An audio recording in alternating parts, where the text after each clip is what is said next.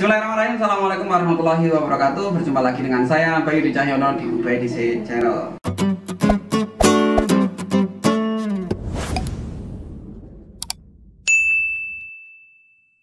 Ya, kali ini kita sudah kedatangan tamu, teman saya, rekan saya, Al-Ustadz Al-Fadil Al-Mukarram. Teman saya sudah belajar kurang lebih 6 tahun di Maroko. Maroko ini negeri apa ya? Negeri Afrika tapi Arab. Afrika tapi Arab. Ya. Ya. Nah, pada kesempatan kali ini saya tidak akan menyia-nyiakan untuk bertemu tanpa mendapatkan sesuatu hal yang bisa dibagi dengan teman-teman yang lain. Maka kali ini kita akan ngobrol dengan beliau tentang persiapan, kemudian bagaimana sih perjalanan beliau bisa belajar di Maroko, kemudian di sana itu kampus apa, kemudian biaya berapa sih yang harus dipersiapkan bagi kita teman-teman, sahabat-sahabat semua yang ingin melanjutkan sekolahnya, kuliahnya di Maroko. Nih namanya Ustadz siapa? Irham Muhammad Azama. Ustadz Irham Muhammad Azama. Ya. Asal dari Bogor, Jawa Barat. Asal dari Bogor, Jawa Barat. Ya. Dulu sekolahnya SD negeri atau sudah MI atau Oh, bagaimana? SDIT. SDIT. SMP-nya? SMP-nya pesantren sama SMA-nya juga madrasah aliyah. Oh, SMP-nya pesantren, SMA-nya pesantren juga. Di pesantren. Berarti sudah terbiasa dengan bahasa Arab ya? Iya, alhamdulillah. Oh, berarti sudah ada dasaran bahasa Arab. Dasar bahasa Arab.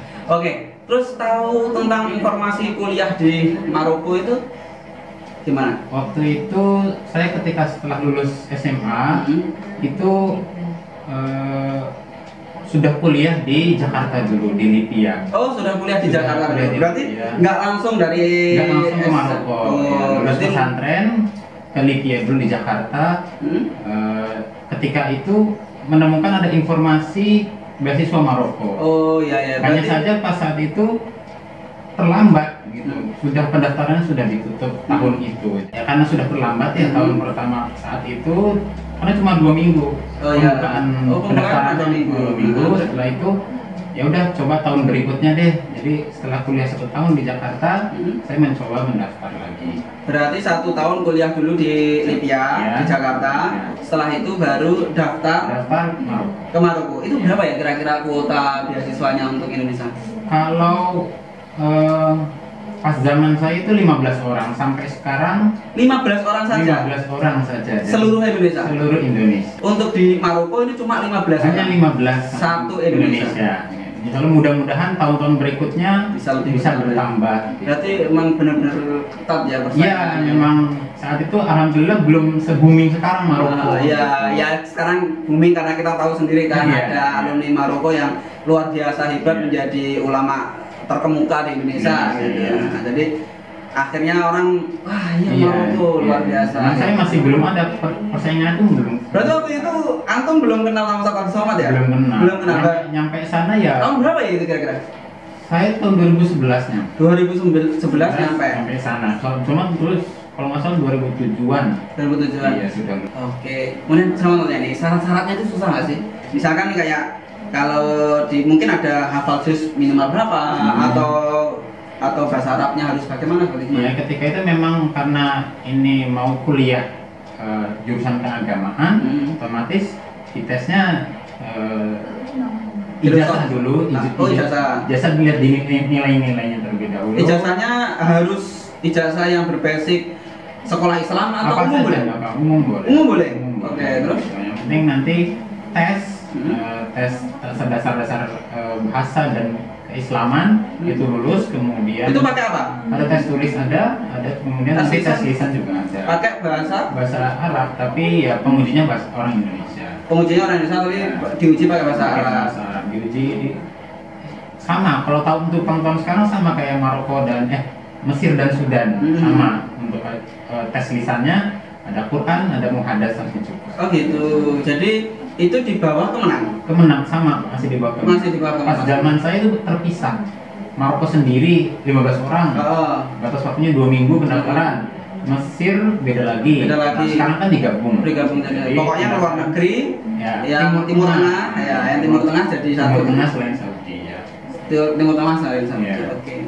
Oh, berarti ada dirasah Islamiyah itu ya? Iya. SKI itu juga ada.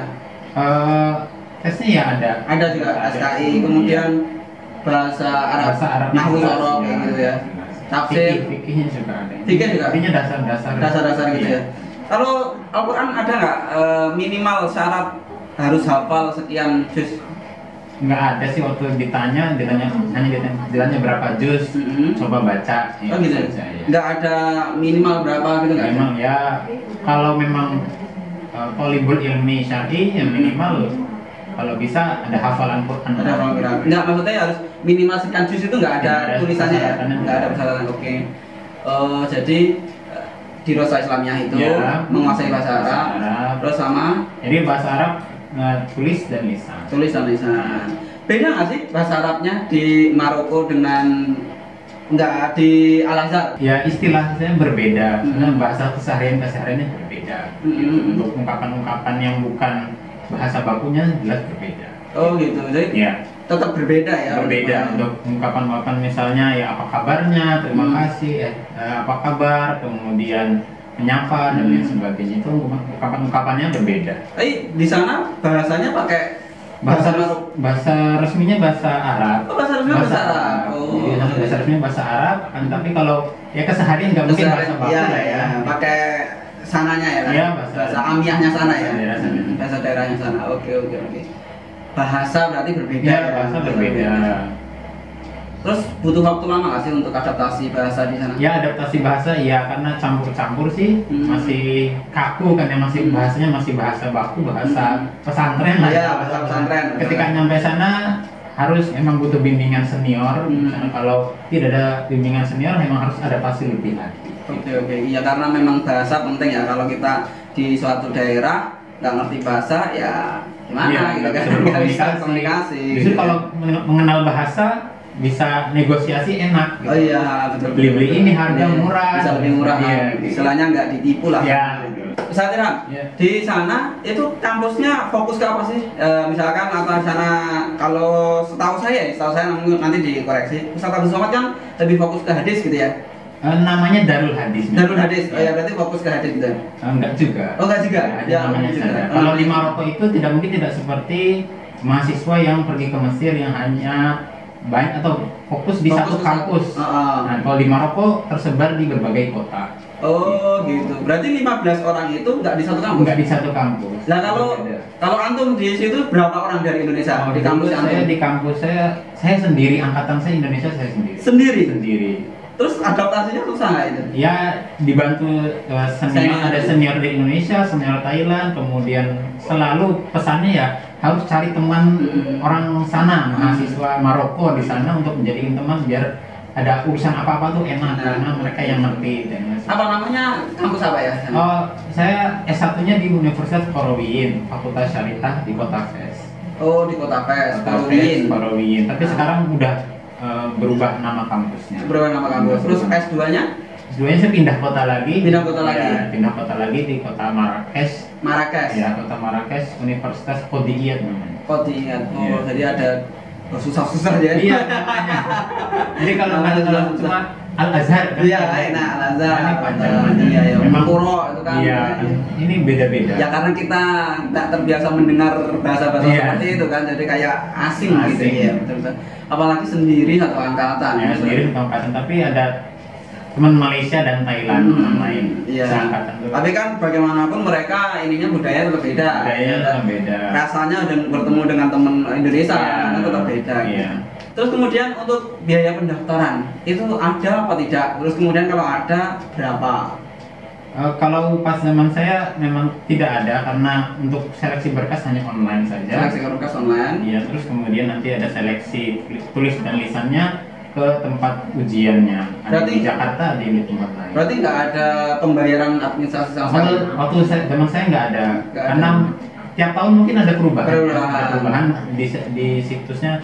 Dulu ketika saya berburu kuliah, beasiswa itu selalu mantengin salah satunya ya Kemenak itu. Kemenak ya, situs Kemenak itu. Informasinya semuanya di situ. Tuh buat teman-teman yang lagi berburu beasiswa, pengen kuliah di luar negeri dan sebagainya, kuncinya, tipsnya adalah pantengin situs ya, Kemenak dan terutama untuk yang misalnya mau ke Mesir, Sudan ataupun Maroko, pantengin situs-situs. pantengin situs Kemenak dan sebagainya supaya mendapatkan informasi beasiswa, seperti itu ya. Kalau sekedar informasi, bukan hanya yang kuota 15 saja, ada program santri berprestasi. Santri Santri berprestasi dari Kemenak. Itu pilihannya ada di kampus-kampus di Indonesia atau pesantren-pesantren di Indonesia, ada yang ke Maroko. Ada di Maroko juga.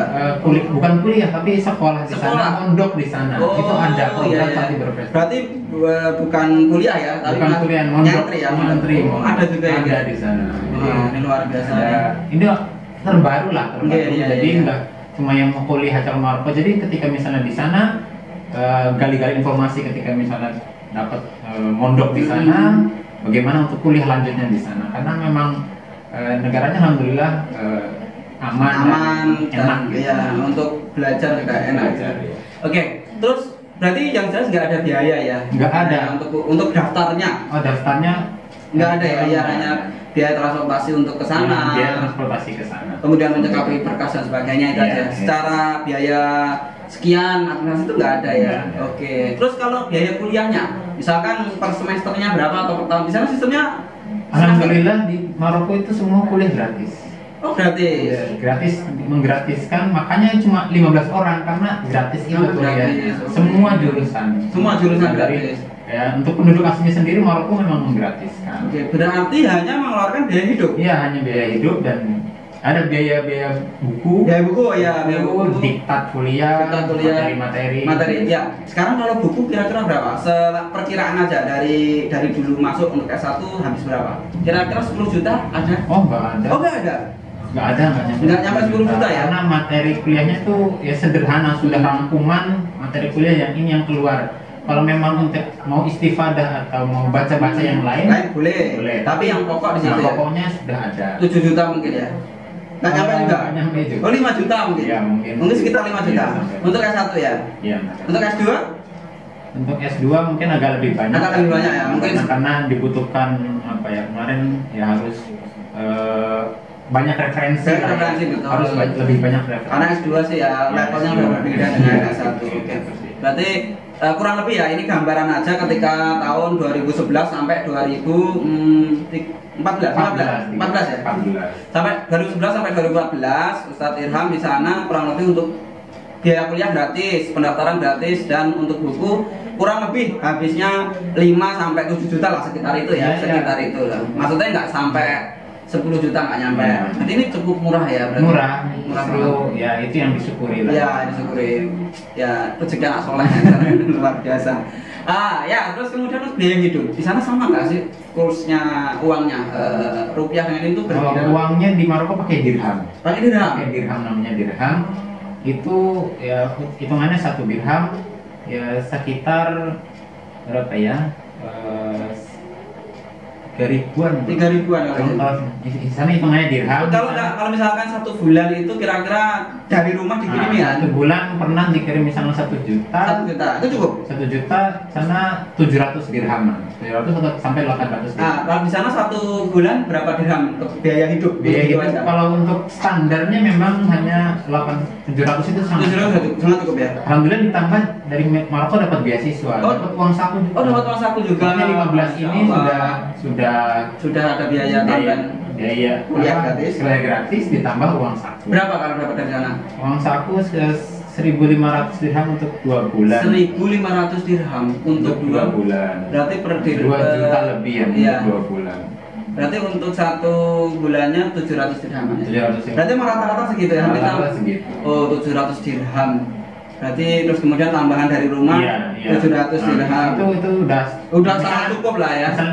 Ya standar lah. Ya, standar gitu. Kalau memang ternyata ada sewa rumahnya, ada kemarin kalau nggak salah banyak mahasiswa yang ditempatin di tempat kayak saya gitu. Kampusnya menyendiri, nggak sama yang lain. Itu kan otomatis biaya tempat tinggalnya itu sendiri. Kalau yang rame-rame kan orang Indonesia semua bisa patungan. Kalau untuk biaya sewa berapa ya? Biaya sewa ya rata-rata sekitar 2.000 dirham. 2.000 dirham 1 bulan? Iya, itu patungan. Ya.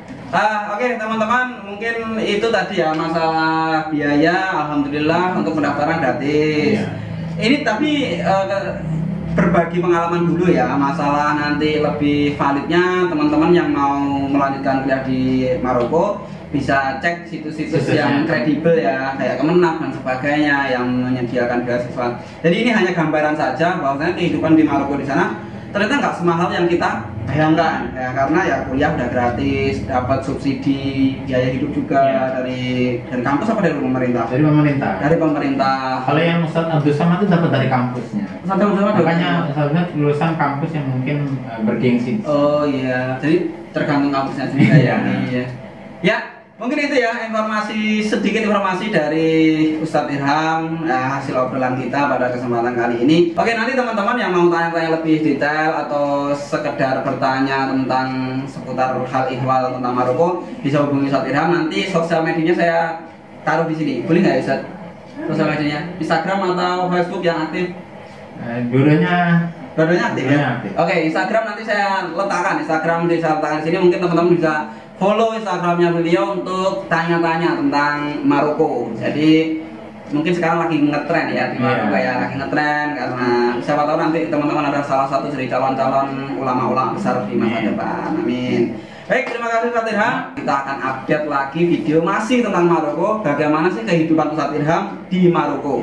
Bisa nggak sih sistem kuliahnya di sana sama sih nggak sih? Apakah semesteran, apakah tahunan? Kemudian di sana bisa nggak sih kalau sambil kerja dan sebagainya? Organisasi UKM-nya apa aja? Unit kegiatan mahasiswanya apa aja? Ikuti terus channel ini UBDC. Jangan lupa klik subscribe dan loncengnya. Tulis di kolom komentar apabila ibu-ibu ingin menanyakan sesuatu, teman-teman ingin memberikan masukan apa hal lagi yang mau dibahas atau apalagi yang ingin ditanyakan. Kita tunggu supaya mudah-mudahan bisa berbagi lebih banyak lagi. Saya Budi Cahyono. Saya Irham Muhammad Azama. Ketemu lagi di video selanjutnya. Assalamualaikum warahmatullahi wabarakatuh.